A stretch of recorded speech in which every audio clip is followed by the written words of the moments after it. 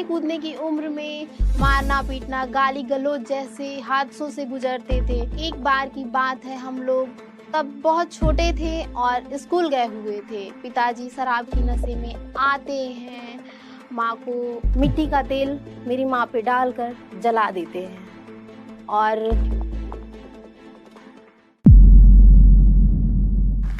नमस्कार दोस्तों, मैं Shivani Arvind first of all जो स्टॉक के प्लेटफॉर्म को थैंक्स करना चाहती हूँ जिसने मुझे ये मौका दिया है कि मैं आप तक अपनी जर्नी पहुँचा सकूँ। तो थैंक्स जो स्टॉक।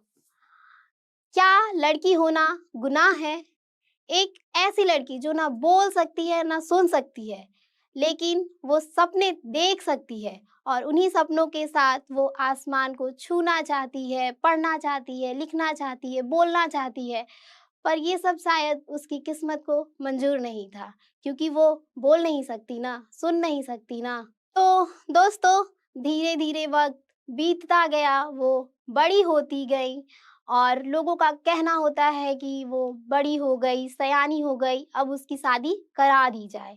क्योंकि हम एक ऐसे गांव से बिलोंग करते हैं जो कि 14-15 में लड़कियों की शादी करा देना बहुत ज़रूरी होता है वहाँ पर, वो भी 1993 के दशक में। तो वो सारे अरमान को वहीं छोड़कर नए अरमान के साथ एक पवित्र बंधन में बंध जाती है। पर बदकिस्मती तो देखो, यहाँ भी साथ नहीं छोड़ी और उसकी शादी एक ऐसे इंसान से होती है जो कि उसे मारता है, पीटता है, शराबी है। तो दोस्तों, ये कहानी मेरी माँ की है। वो माँ जिसने मुझे जन्म दिया है, वो माँ जिसने मुझे पाला पोसा बड़ा किया। लेकिन ये सारी घटना मैं आपको अपनी माँ की बता रही हूँ, जिसको एक ऐसे आदमी से जिसकी शादी एक ऐसे आदमी से हो गई जो कि वो उसे मारता है, पीटता है, शराबी है। वो काम करता है जो कि सुनकर आपकी रूह कांप जाएगी। एक लड़के की चाह में हम 3 लड़कियां हो जाती हैं, हम 3 बहनें, जो कि ये सारी जर्नी जो माँ के साथ हुई है वो सब कुछ देखते हैं पर कुछ कर नहीं पाते हैं, क्योंकि बहुत छोटे होते हैं ना, तो कुछ भी कर पाना बहुत मुश्किल था उस टाइम में। कहा जाता है कि अगर बच्चे होते हैं तो पति पत्नी के बीच प्यार बढ़ता है, पर मेरी माँ के साथ तो ऐसा नहीं हुआ। मेरी माँ के साथ ऐसा बिल्कुल भी नहीं हुआ। उनको तो उन लोगों के बीच में मनमुटाव बढ़ गया, बहुत ज़्यादा बढ़ गया और इतना बढ़ गया कि मारना पीटना रोज़मर्रा की ज़िंदगी का हिस्सा बन गया। उन्हें पिताजी रोज़ मारते थे, रोज़ पीटते थे। इन दोनों के बीच में दूरियाँ बढ़ती गई, मनमुटाव होता गया और मारना-पीटना इतना हद तक बढ़ गया कि मेरी माँ को ससुराल में रहने की बजाय मायके में रहने का जिल्लत उठाना पड़ा। ये सिलसिला कभी खत्म नहीं होता। वो नाना-नानी के यहाँ आकर भी मारते थे, पीटते थे, धमकाते थे, डराते थे, ये कहकर कि मैं तुम्हारा पति हूँ, मैं तुम्हारा मालिक हूँ, मुझे हक है मारने का, मैं मार सकता हूँ। कई-कई बार तो पूरी-पूरी रात खड़ा रख देते थे, मेंटली हैरेस करते थे। हम लोगों को हमेशा ये डर बना होता था कि कहीं न कब वो आएँगे, क्या आज वो शाम में आ जाएँगे?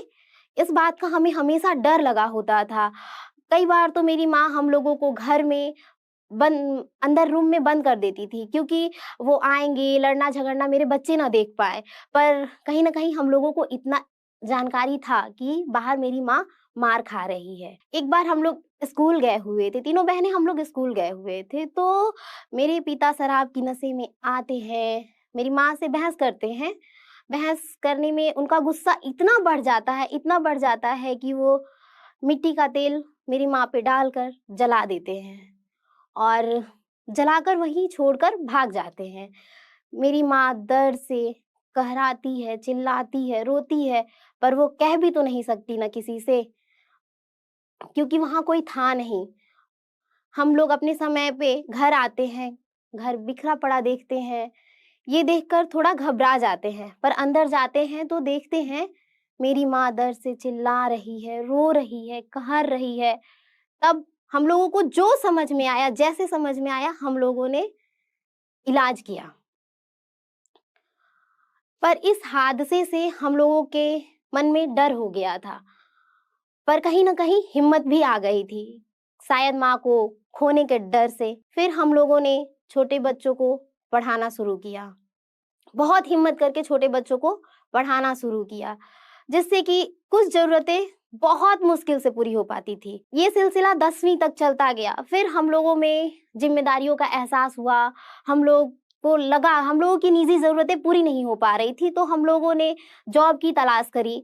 बहुत मुश्किल से ऐसा लगा कि 40 किलोमीटर 50 किलोमीटर कहीं भी जॉब लग जाए हम लोग करने के लिए रेडी हैं, पर जॉब तो लगे। हम लोग जॉब तलाश करने लगे, इसके लिए पैदल 4 किलोमीटर 5 किलोमीटर, ये सब तो आम बात थी। टैक्सी भाड़ा बचाने के लिए 10-10 रुपए बचाने के लिए पूरे पूरे दिन भूखे रह जाते थे। बस किराया बचाने के लिए बहुत दूर 4 किलोमीटर 5 किलोमीटर पैदल ही चल लिया करते थे। पर काफ़ी मुश्किलों के बाद हम लोगों को जॉब मिली। हम लोगों को घर से 18 किलोमीटर दूर एक जॉब मिली। जॉब की खुशी इतनी थी कि बस में खड़े होकर धक्के खाकर जाना मंजूर था, पर ये खुशी बहुत ज़्यादा थी। हम लोगों ने पढ़ाई को जारी रखा, क्योंकि मेरी माँ का शौक था, बहुत ज़्यादा शौक था कि वो हम लोगों को पढ़ाए, क्योंकि वो पढ़ नहीं पाई थी, इसलिए उनका शौक था कि हम लोगों को पढ़ाए।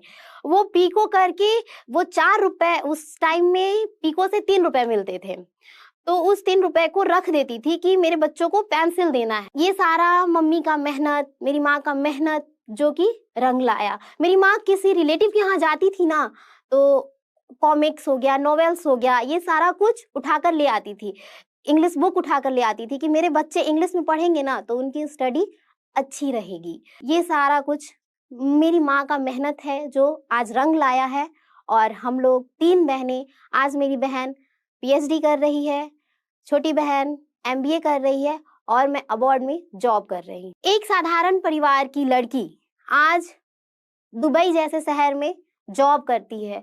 ये सारा कुछ मेरी माँ का मेहनत है, क्योंकि मैंने अपनी माँ का जलना देखा, रोना देखा, बिना आवाज की चीखें देखी है। मेरी माँ ने हर रात रो रो कर बिताया है। क्यों? क्योंकि हम 3 बहनें आज इस मुकाम पर हो पाए। जो लोग कल हमें ताना देते थे, इनविटेशन तक नहीं देते थे, कि क्यों नहीं देते थे? क्योंकि मेरी माँ सुन नहीं सकती थी, बोल नहीं सकती थी, तो उन्हें इनविटेशन नहीं दिया जाता था। मेरी माँ को उस नज़र से नहीं देखा जाता था। लोग ताना देते थे कि इसका लड़का नहीं है, बेटी है, बेटियां क्या करेंगी। लेकिन इन सब के बावजूद मेरी माँ के बदौलत, मेरी माँ का वो सपना हम 3 बहनों ने मिलकर पूरा किया है। दोस्तों, आज इस मंच पे मैं अपनी माँ को भी लाई हूँ।